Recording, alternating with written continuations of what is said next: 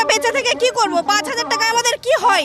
আমাদের স্কুলে যেতে আসতে শেষ হয়ে যায়, প্লাস আমাদের বাচ্চাদেরকে আমাদের এই 5,000 টাকার মধ্যে থেকে টিফিন খাওয়াতে হয়। আমরা কিভাবে বেঁচে থাকবো? বঙ্গে ঢুকছে শিক্ষা ব্যবস্থা, যোগ্যতার মূল্য পেতে পথে দিন কাটে শিক্ষকদের। পঠন পাঠন লাটে তুলে শিক্ষাঙ্গনে হয় দুর্নীতি। এবার সেই রাজ্যে হকের দাবিতে পথে নামতে বাধ্য হলো পশ্চিমবঙ্গ মাদ্রাসা টিচার্স অ্যাসোসিয়েশন। মৌলালী থেকে ধর্মতলা পর্যন্ত প্রতিবাদ মিছিলে পা মেলালেন মাদ্রাসার শিক্ষক এবং শিক্ষাকর্মীরা। তাদের দাবি মুখ্যমন্ত্রী প্রতিশ্রুতি পূরণে ব্যর্থ। বিধানসভায় দাঁড়িয়ে মুখ্যমন্ত্রী বলেছিলেন রাজ্যের 10,000 মাদ্রাসা পাবে সরকারি সাহায্য, কিন্তু মাত্র 235টি মাদ্রাসা অনুমোদন পেয়েছে। নামমাত্র বেতনে কাজ চালাচ্ছেন মাদ্রাসার শিক্ষক ও শিক্ষাকর্মীরা। তাই মৃতপ্রায় জীবন রেখে কি লাভ? কফিন পরে প্রতিবাদ শিক্ষক শিক্ষাকর্মীদের। রবিবারের প্রতিবাদে সামিল শিক্ষাবিদ কাজী মাসুম আক্তারও। 2021 সালে মাননীয় মুখ্যমন্ত্রী বিধানসভায় দাঁড়িয়ে বলেছিলেন যে আমি আমার দেওয়া 235টি আনএডেড মাদ্রাসাকে পূর্ণ এডেড করে দিলাম কথাটি উনি বিধানসভায় দাঁড়িয়ে বলেছিলেন। একজন মুখ্যমন্ত্রী বিধানসভায় দাঁড়িয়ে যে কথা বলেন তার দায়ভার তাকে অবশ্যই নিতে হবে। আমাদের দাবি, আমাদের স্টুডেন্টরা ড্রেস, পোশাক, জুতো, ব্যাগ কিচ্ছু পায় না, মিড ডে মিল পায় না।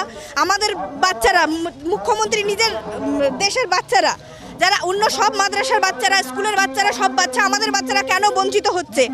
এই 235টি আনএডেড অথচ অ্যাফিলিয়েটেড মাদ্রাসাগুলোকে তাদের ছাত্রদেরকে মিড ডে মিল দিতে হবে। মাননীয় পদক্ষেপ দিন, নতুবা মানুষ ভুল বুঝবে। মানুষকে নিয়ে প্লিজ খেলবেন না, ওদের বাঁচান। মৌলালী থেকে ধর্মতলা পর্যন্ত তাদের এই প্রতিবাদ মিছিল। পাশাপাশি যারা শিক্ষক এবং শিক্ষাকর্মীরা রয়েছেন আনএডেড মাদ্রাসার, তারা প্রতীকীভাবে কাফন পরে তারা এই প্রতিবাদে সামিল হয়েছেন। প্রাপ্ত সম্মানে বৃদ্ধি করতে হবে, সরকারি অনুদান দিতে হবে, পড়ুয়াদের অধিকার আছে সব রকম সুযোগ সুবিধা পাওয়ার, দিতে হবে মিড ডে মিল।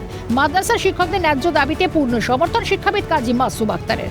পদ্মশ্রীপ্রাপ্ত শিক্ষাবিদের অভিযোগ, যে সংখ্যালঘুদের ভোটে বলিয়ান তারাই প্রার্থ মুখ্যমন্ত্রীর কাছে। এই প্রতিবাদ মুখ্যমন্ত্রীর দরবারে না পৌঁছলে আগামী দিনে ঝাঁঝ বাড়বে আন্দোলনের। হতে পারে নবান্ন কিংবা কালীঘাট অভিযান। হুঁশিয়ারি মাদ্রাসার শিক্ষক এবং শিক্ষাকর্মী সংগঠনের।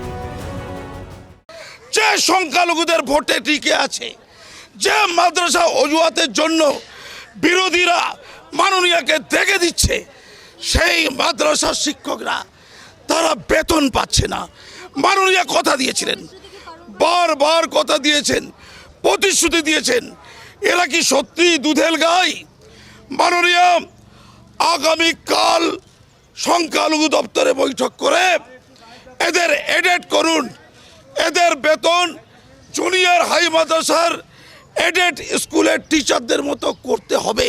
তাদের দাবি দাওয়া পূর্ণ না হলে তারা আমরণ অনশনের হুঁশিয়ারি দিয়েছেন এবং তারা জানিয়েছেন মুখ্যমন্ত্রী প্রতিশ্রুতি দিয়েছিলেন আনএডেড মাদ্রাসাগুলিকে পূর্ণ মাদ্রাসার সম্মান দেওয়া হবে, কিন্তু সেই পূর্ণ মাদ্রাসার মর্যাদা এখনও পর্যন্ত দেওয়া হয়নি। তা নিয়ে ক্ষোভ উগরে দিয়েছেন আনএডেড মাদ্রাসার শিক্ষক এবং শিক্ষাকর্মীরা।